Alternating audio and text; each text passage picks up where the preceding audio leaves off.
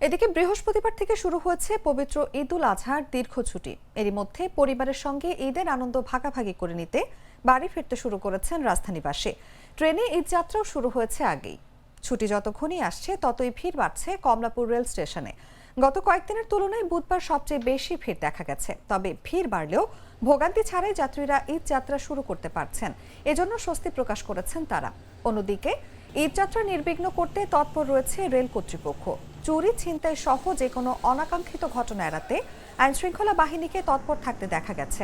Station কর্তৃপক্ষ বলছে, নির্বিঘ্ন ও নিরাপদ ঈদ যাত্রায় সব ধরনের প্রস্তুতি গ্রহণ করা হয়েছে।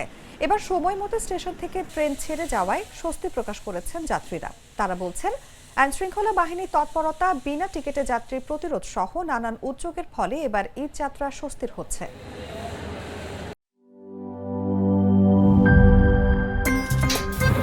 আমার একটা স্মার্ট সিদ্ধান্তে 25% গ্যাসের খরচ কমেছে। ভাবছেন কিভাবে? সাধারণ গ্যাস স্টোভ বদলে আমি এনেছি আরএফএল গ্যাস স্টোভ। এর সাইন্টিফিক নজল ও ব্রাস বার্নার ক্যাপ সমানভাবে তাপ ছড়িয়ে রান্না করে দ্রুত। তাই গ্যাসও বাঁচায় 25%, টাকাও বাঁচে 25%। আরএফএল গ্যাস স্টোভ, নিরাপদ ও গ্যাস সাশ্রয়ী।